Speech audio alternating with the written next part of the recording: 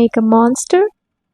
Take the parts of yourself that make you uncomfortable, your weaknesses, bad thoughts, vanities, and hungers.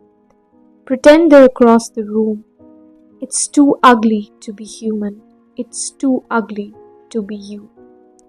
Children are afraid of the dark because they have nothing real to work with. Adults are afraid of themselves. So, what you just heard was an extract from Richard Siken's Black Telephone. And the fascinating thing about this extract, if you pay attention, is the sheer rawness, the humanness that comes with any piece of literature that talks about the human emotions. An integral part about growing up is knowing about ourselves. And if you're fortunate enough to not be distracted from the outside world all the time, we would take a peek inside and know thyself. Know thyself. It's this ancient Greek phrase that you've probably heard a lot of times. And it sounds so mysterious and wise, right? But what does it actually mean? Well, let me break it down for you. So, know thyself goes way back to the times of Socrates and the ancient philosophers. It was actually written on the temple of Apollo at Delphi. But the idea is pretty timeless. It's all about really understanding who you are.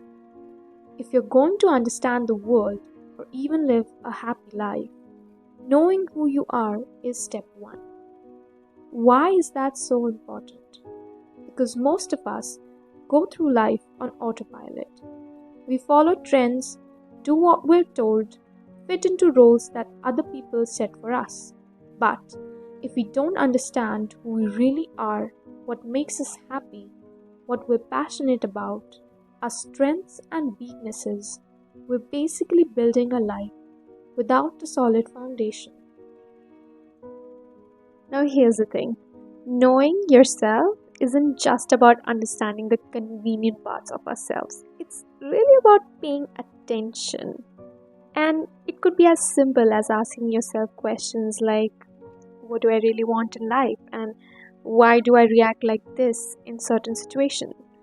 These little reflections give you clues about who you really are. But where in the know thyself part do we desperately want to know about our very real, very terrifying to say the least, bad parts?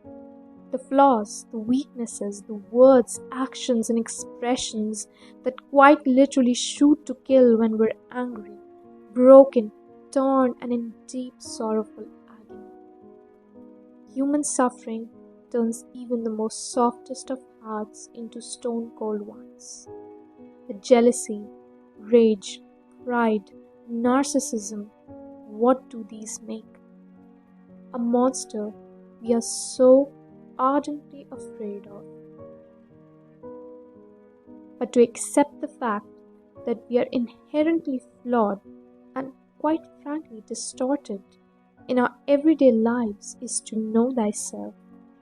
To accept oneself with the flaws, the monsters, to not put it away out of sight, but to hold it between our hands, look the monster in the eye and accept it.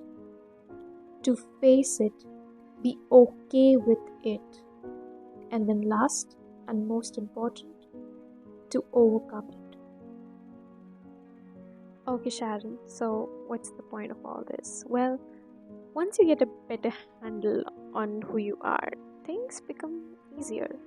You stop wasting your time on things that don't fit you, and you stop letting other people's opinions drive you. Basically, life gets clearer, and in a way, you can relax. Instead of playing a role, you're just you, and there's a huge freedom in that.